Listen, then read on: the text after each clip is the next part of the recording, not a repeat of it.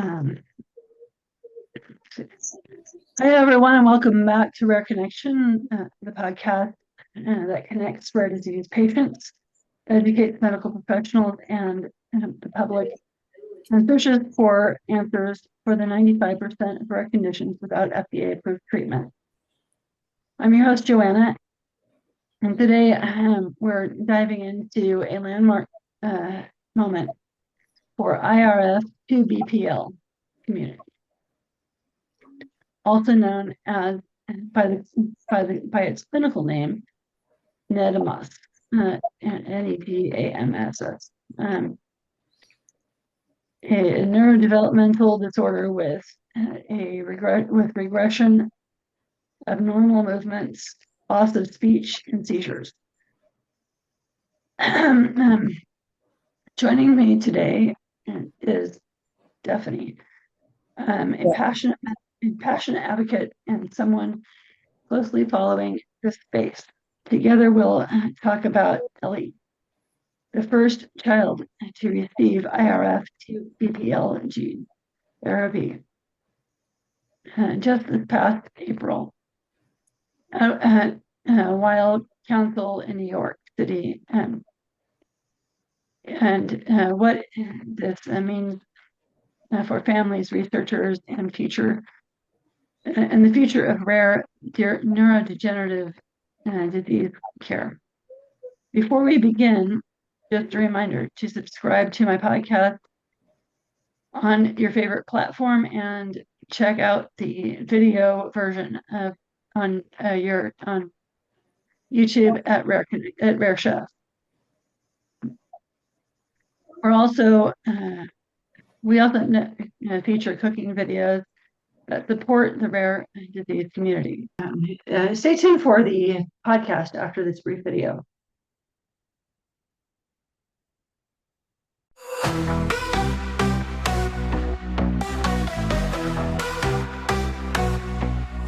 In the neon light, we find our way, dancing through the night, no words to say. Heartbeat racing, feel the bass, lost in music in this space. We are young, we are free, living dreams in ecstasy. With each beat, we rise and fall. Together we are one, we stand tall.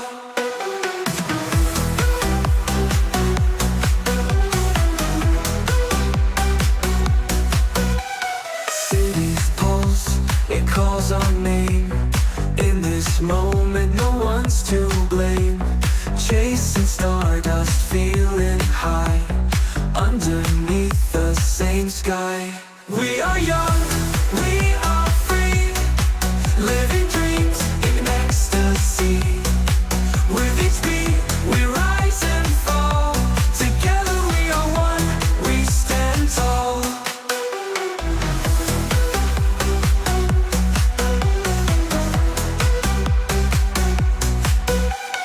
In this rhythm, find our truth, echoes of our wasted youth. Every step, a story told. In the music, we unfold. We are young, we are free. Stephanie, can you tell us about IRF2BPL, what it is and how it affects those diagnosed? Yeah, well, hi, I'm Liz. Stephanie is my daughter who suffers from IRF2BPL. IRF2BPL is a gene, and when it's mutated, it could be cut, it could be deleted, it could be changed, like from one side to another. It stops, well, it doesn't stop. They thought it stops making a protein, which is essential for all the functions that people have, like what we would give for given, like walking, talking, eating, moving, everything like that. IRF2BPL was discovered in 2018. Stephanie was gonna turn 18, and we had looked for something that could tell us what was going on, because she stopped walking and talking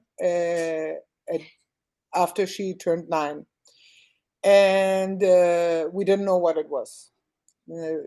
So 9 years afterwards, we find that there is this gene mutation, which it took away now everything from her. At that time, there were only 7 cases in the United States, 9 in the worldwide, and they wanted to exclude Stephanie because, as like Joanna just said, it's called NEDAMSS, and the last S in NEDAMSS is for seizures. And Stephanie was the only one of all the kids that didn't have any seizures. So they decided that she was not a RF2BPL case, but it has shown that there are so many different cases. Most of them only autistic, from mild to severe autistic. There are people that start developing RF2BPL at an older age, like even 50s. Okay, they had told us at that time that it was not fatal, that nobody would die from RF2BPL, which was not true either. We already had 4 casualties here in the United States, and well, we don't know how many more, because the thing is, if you don't test a person that is disabled or has severe autism or has a lot of seizures, you will never know if you don't have RF2BPL. So right now, that is what RF2BPL kind of is. It's a very bad disease. It leaves you without anything. Not in all the cases. It depends if you have a deletion, if you have a mutation, if it's in the beginning, at the end, in the middle of the gene. Nobody knows exactly how it works, but that's what it is. So you mentioned that, so the name, did that, most of these gene mutations don't have names? Was that discovered, when was that discovered? Or when did they change the name to an actual name? No, the thing is, I think they changed the name is because many people could not no, they didn't know what RF2BPL stand for. So they had to give it a name that everybody could kind of neurodevelopmentally, whatever it stands for, NEDAMSS. And that's why they changed it. They changed it exactly 7 years ago. 7 or 8 years ago. It was before, it was only RF2BPL, which is a scientific name. And now they change it to NEDAMSS. Yeah. So IRF2BPL is likely a genetic mutation in that name, so good that you changed the name because it's more descriptive of the condition. Yes. But there's where I had the problem, because when they told me it was standing with and seizures, I told them you cannot put and seizures because my daughter doesn't have seizures. And many cases were not tested because they didn't have any seizures. But then afterwards, they decided to say it was with or without seizures, but they never changed it really. And it's very important to know that you don't have to have seizures, okay? Or maybe you only had 1 seizure, but you could still have RF2BPL. Yeah, that is important. Seizures will definitely be fatal because it affects the brain and it depends on where they hit. It's just like a stroke is going to affect the brain, and so it's playing Monopoly. Yeah, but the whole problem is that the gene, because it needs certain, each kid has depends where it's cut on the gene, needs certain protein. Okay, and at the beginning they thought that by cutting the gene, the protein was not being done elaborated by the cell. But then afterwards, they found out that they did the protein, but it didn't go to the nucleus. It goes somewhere else. And that's why all the cases are different. So it's like Stephanie. Stephanie had never had a seizure. But when she turned 18 and they repeated her 17, when she was going to turn 18, and they repeated the genome sequencing, They did it because they saw in the MRIs that every doctor said, no, it's normal, it's normal. But there was in Miami Children's Hospital, there was this doctor, and she said it's normal because the whole brain is fine. But if you look at it, it shrunk. She has a brain at 18, she had a brain of a 50-year-old. Hmm. So many doctors never saw it, not even Mayo Clinic. Stephanie went to the Mayo Clinic, went everywhere. Yeah. So if it has to do with a protein, does she follow a special diet? No, because you cannot get that protein to the brain. You need a genetic therapy in order to restore the gene and make it have that, like, for example, I'm sorry, she needs glutaminic acid, okay? Even if you give her by mouth, which I tried several times, give her a lot of glutamine, it's not enough. There's not enough that goes into the brain, just a tiny bit, which doesn't make any difference. So you need to do the only thing that we have right now, because there was no cure. Still, we don't have a cure, but it's the best that we have right now is genetic therapy. There is another condition called GLUT1 that I've done a podcast on also. And they follow the keto diet. We have Which, tried that too. yeah, it's not the keto diet that most people know, though. It Okay. has more to do with ratios. Okay. Most of the people, the diet that we know as keto is more of a modified Atkins diet. Mm-hmm. What is the particular breakthrough? Why is this particular breakthrough such a deal for the rare disease world, especially for conditions like especially for conditions with no treatment? Well, that is it. The only way, like, you could cure conditions that have no treatment is to restore the gene. For example, we have seen there are many conditions like SPG 50, which is spastic paraplegia, and they thought first that Stephanie had that, but then it was ruled out. And there have been already gene therapies that have cured kids with SPG 50.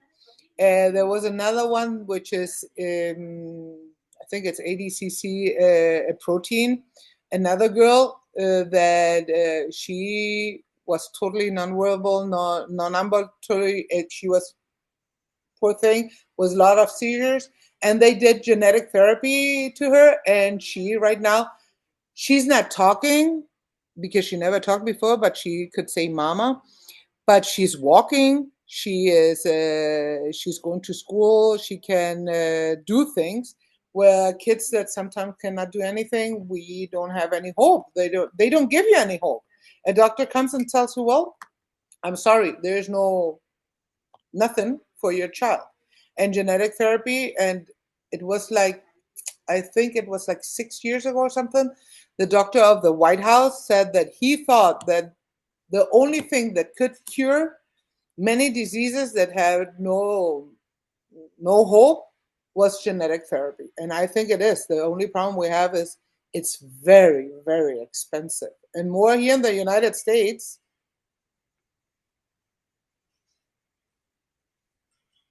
As you were saying, it's $2 million for the therapy that you're looking at. It's generally over $1 million. Yeah, it's usually over here in the United States, like the one that there was one case right now that we have. She's a little girl that they just did genetic therapy on her with a synthetic gene, and it cost her over here in the United States 2.5 million. Now, I have been researching, and like the father of the child that has SPG 50, he has a company now who does genetic therapies for different people. And one time I contacted him, and he told me that it would cost me 3.5 million. So it's it's absurd. It's so much money. Where can I get that? You know, it's impossible. That is literally impossible, yes. Without years and years of but a lot of the nonprofits do have grants also that they can apply for. You know, well, Not to say that they'll get it, but it's not a guarantee, but they can get grants, which helps a lot. Yeah, I haven't found any like that, and we have foundations now and RF2BPL, but it's like difficult. It's very difficult. The only like at least my daughter, I have her in a study in Germany, in Berlin. So I'm trying to raise money to pay that one, and they charge you $200,000, which is not that bad. Yeah, But it takes still much pretty longer. difficult. Excuse me? Yeah, still pretty difficult. I know one person who's trying to raise $1 million, and for a condition called CLTN6, which is another genetic mutation. And I think he's raised about 100,000, which has got to be no easy feat either. But he has other people going under his nonprofit also. What do we know about Ellie's path to gene therapy, and how did her family mobilize? Well, Ellie, when she was diagnosed, she was like around. Well, she already came, like she was born, because many of our kids, they are born normally and suddenly it develops like a cancer, right? It's in your cells, but sometimes it's not active. But Ellie was born with it. We have several cases that the kids are born already with all of the disabilities and a lot of seizures. So the parents, they did a fundraiser. They also have a foundation and things, and they raised 2.5 million. Okay, they joined forces with other people that were studying RF2BPL, like with Dr. Catherine Mayer from Cincinnati Children's Hospital, but she left that and she put her own business doing gene therapy, and she developed in record time, because it was less than 7 months, she developed a synthetic gene, okay, and they used an AAV vector to put it inside Ellie, and that was in April. What we know about it, well, it cost them 2.5 million. They raised it. They raised 2.5 million. Now they're trying to raise 2.5 million more to do another batch. And they said that she's doing well. More, I cannot tell you, because that's all they told us, that she was happy and that she was doing well. Mm-hmm. You said she's nonverbal? She's nonverbal. Yeah. No, she has atrophy in her cerebellum, very bad ones, and she had a lot of seizures. That's what they told me today. So she's gonna be 2 right now. Mm-hmm. Yeah, some kids can learn sign language. They may not know what it means. So you're basically going off of body language a lot. And also, some people have used pictures, point to a picture to know what it means. But again, some people don't know. Some of them don't know what that means either. So yeah, but the major problem we have is like Stephanie. Stephanie cannot point to anything. She cannot use her hands. They're closed in fists. So she cannot point to anything. We tried the eye gazer, but she refuses. I don't know if it drains her, what it is. She gets very exhausted. She puts her head down. Now she cannot maintain her head up, and it's difficult. Yeah. It's very difficult, and more when you had a kid that already did everything, you know. She could talk, she could run, she could do everything, and then suddenly she refuses to cooperate because it's depressing. You Yeah, know, I it's very can depressing. imagine. Um, I can't say that I'm going through that I know what you're going through, but it's got to be difficult. Yeah, the problem is, you know, at least when you have a baby that already was nonverbal, you knew what was happening. But the worst is when you have a child, like today, a mother called me and said, Liz, it's been 6 months and my son now cannot even walk anymore. And I said, every 6 months, you're going to see something different going away and you don't know what to do, you know? And you go from doctors, like, instead of me spending time to nourish, to like, to take videos of her talking to me, you know, saying things. I was so busy looking for doctors and for answers that nowadays I wish I could hear her voice again, you know. Yeah, It's you know, it's this it's is super hard. worse than dementia. It's really bad. Um, what role did Weill Cornell play in making this happen?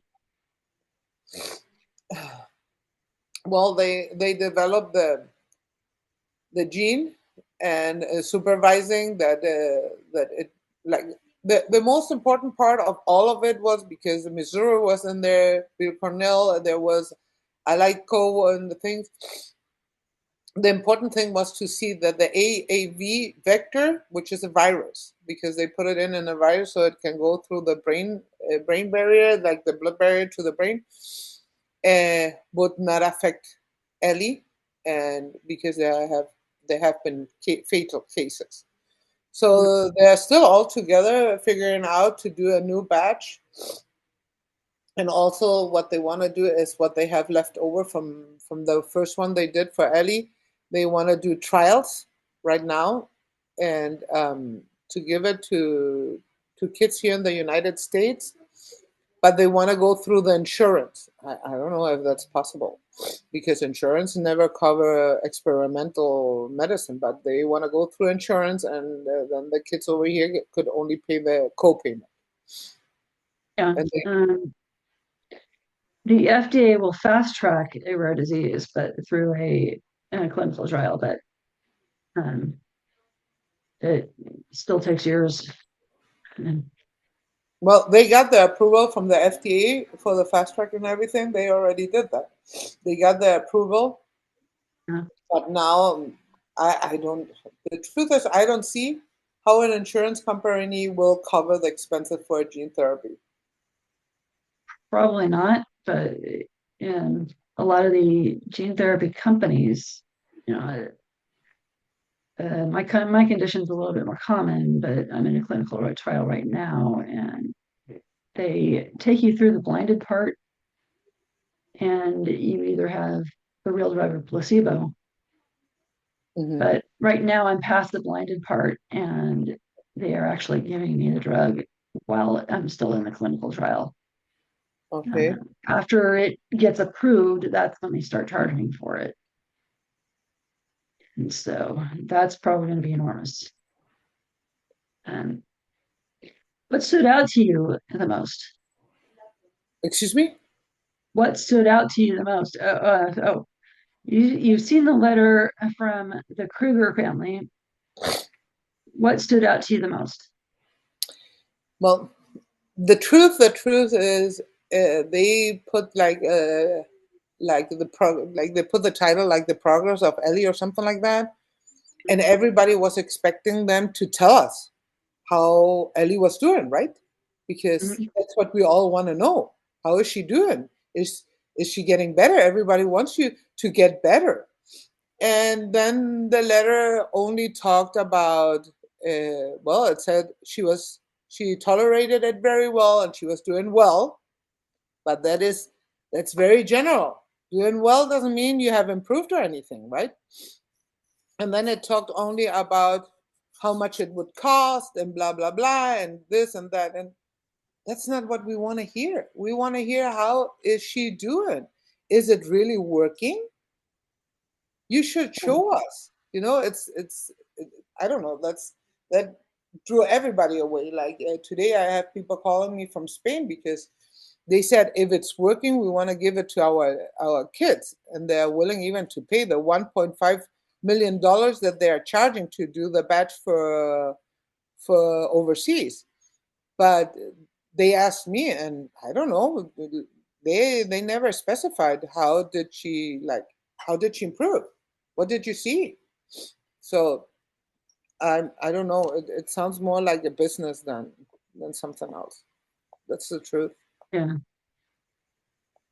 This is very much a business. Yeah, but it's bad. It's very sad. Yeah, it is really sad that Because they have to charge so much. we're talking about lives, Look at my Yeah. daughter. My daughter had a fully life when she was 8. Suddenly, at 8 at 3 months, things started to change. 6 months later, she couldn't walk anymore, and I was like, "What happened?" Then 6 months later, her hands were fists. She couldn't use them anymore. 6 months later, she stopped talking. It was in a period of 6 months she stopped losing, and it never stops. It never stops. Yeah. I wish I could hug you. This is really tough. There's talk of a clinical trial on the horizon. What would it take to bring this from one patient to many? What do you mean? I didn't understand. Can you rephrase it, please? Um, see, are they thinking about doing the gene therapy as a clinical trial, or is this a different drug? No, it's the same. They did a batch, right? They did a batch of genetic therapy, synthetic, because they do a whole batch. And they told me right now it was like for 20 patients. Okay. And so they used one. Now, don't believe me. I'm not 100% sure, right? But it seems like they want to do a new batch. They want to do a new batch improved. Okay, so this is not a perfect batch. They want to improve the genetic therapy, right? But they need to make money again because they spent the 2.5 million doing that batch. So that's why they now are trying to get the money. First, they said it was free. The first time we talked about it in a webinar, they said it was going to be free for all the American patients. Then afterwards, we received a letter where it says, well, we're going to go after the insurance to collect the payment. And the kids or the patients that are going to do it, they have to pay the co-payment for the insurance, which is going to be very high because if you charge them what, $800,000, $80,000 in co-payment, right? It's almost usually at 10%. And then we had to spend one month in New York, there where they give it, which doesn't make any sense to me either, because every time I have read about genetic therapy where they apply them, they get it, and the next day they go home. They don't have to stay in that place for a whole month. So it's what, I don't know. There is plenty to do. Like Spain said that they wanted to buy a batch as long as it works, but nobody tells you exactly how it works. And Yeah. then there's one question. If it worked, why do you have to improve that batch? Why do you have to do another one? That's a a good big question. question. Yeah, but they don't tell you, it's I don't know how to say it, but like if it worked, why do you have to raise so much funds? Because Ellie's parents were the one who raised the 2.5 million, and it says it's for all the patients and blah blah blah and this and that. Why are you charging them then to do another batch to improve it? Why? Because they're charging everybody, even like if it's overseas they charge them 1.5 million for one batch. So I don't know. What can I tell you? I wish that it really works. If it works, I would take Stephanie. The only problem I have is with staying a month in New York because I have to work. You know, I'm a teacher. I have to work. I could stay in a Ronald McDonald's house, okay, but I cannot leave my work for a whole month. You know, I don't know. It's very. Yeah. Maybe I would. I don't know. I get a leave of absence or something, but still, then I don't make money. It's. I don't know. Yeah. It's also stressful, and then when you see her, like these 4 days, she hasn't slept at all, and you don't know what's going on. She cannot tell you. It's it's so exhausting. Look, Yeah. I'm like I'm drained. Today I don't know what to do. I'm so desperate. Yeah. And this has got to be taking a toll on you too, because you're spending so much time. Yeah, but you know, it's my daughter. And Yeah. just imagine how I am suffering. How much is she suffering? Yeah. People always say, "Oh no, because I'm tired of this." They didn't ask to come to this world, and it's not their fault, you know. No, it's not. But you need help because I mean, this you can't do it all on your own. I know, but she's my daughter, and I will not leave her. It doesn't matter what, Yeah, you I know. understand that part. Um, how can how can families in the IRF2BPL community stay informed about or get involved with Ellie's team and other resources? Well, we have first we have the parent support group, which is on Facebook online. Mhm. There's two different ones. There are two. Well, there are three. I'm banned from one of them, but there's three support groups, and where all the people, well, they don't participate much, just when they come in new. It was a beautiful group 16 years ago because we were few and we all wanted the same thing, you know. And there they give you information. To stay in touch with Ellie's parents, you have to email them.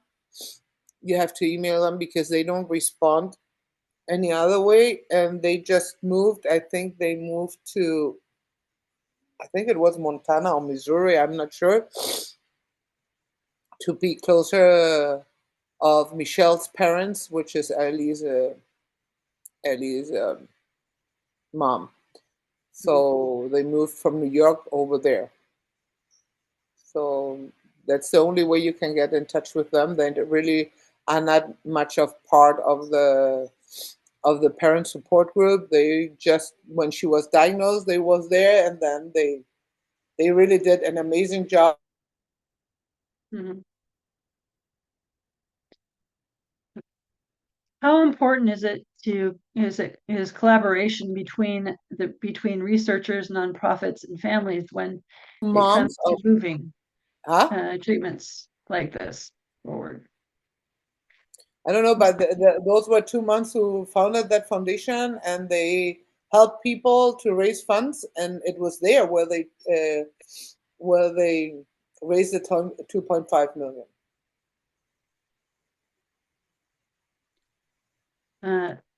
What gives you the most hope right now?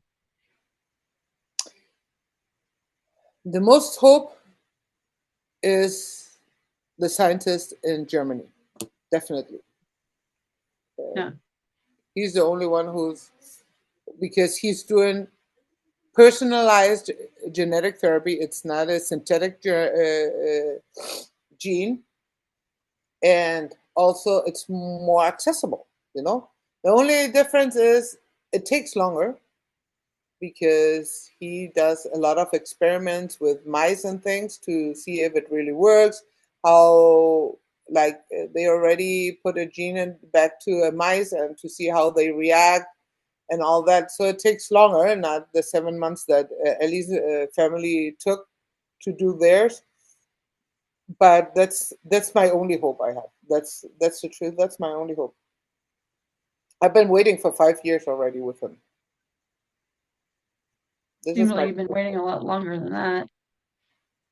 I know, but then like he contacted me five years ago, and it was so difficult over here in the United States. Everything is so difficult to get a fibroblast. It was so difficult till finally Mayo Clinic agreed to do it, and then he started to work on Stephanie's gene, but he's still not done, and I don't know how much longer it's gonna take. What advice would you give to other families waiting for a breakthrough in their child's condition? To never lose hope, you know. There's one thing you always have to think about. If there's life, there's hope. Okay, it will take. Sometimes it will take longer. Sometimes it happens out of nowhere. But don't lose hope, and don't bring the kids down. Just give them hope too, because if not, they get so depressed. They go by themselves. You know, like we have lost 4 kids, and it's not because the parents were not good parents. It's there was no hope. You know, people give up, and the kids give up. Don't give up. Don't give up.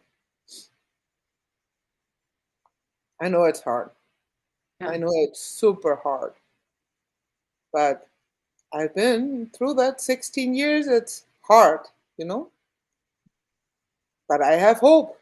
And I tell my daughter, we're going to make it. We're going to make it. And we're going to make it. You're going to see one day we're going to make it. I wish it would be Christmas or for her birthday in March. Because sometimes I feel I cannot go on, you know? It's so tiring. Like I have a very small home. To take it to the bathroom, I have to carry her. I'm getting old, you know? I'm getting old. And what makes me super sad is she's losing all her life. She's 24. It's not fair. But don't lose hope. That's You have all. Medicaid. Yes. They can help you get a Hoyer lift, which It help doesn't you. fit. I have a Hoyer lift. They gave it to me when she was in school, but it doesn't fit in my bathroom. Or it's the Hoyer lift or it's me. Both we don't fit in the bathroom. Mhm. It's not easy. Mhm. I Liz, carry thank you it. so much for joining us today and Thank you, helping Joanna. us unpack this incredible development. Thank you. Thank you. And The courage of Ellie's family, the dedication of researchers, and the strength of this community are a powerful reminder of what's possible when scientists meet determination. yes, that's true. To our listeners, visit elliestream.org to listen to the full to read the full letter from Ellie's family. Sign up for their upcoming webinar at surveymonkey.com/r/l RF2BPL-webinar. You can comment below if you're watching on YouTube, or use the send me a text link in the show notes on the audio version.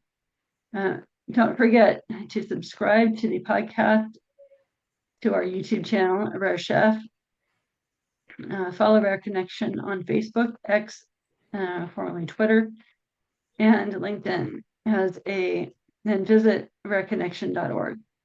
And for more resources and past episodes. If you or someone you know is struggling,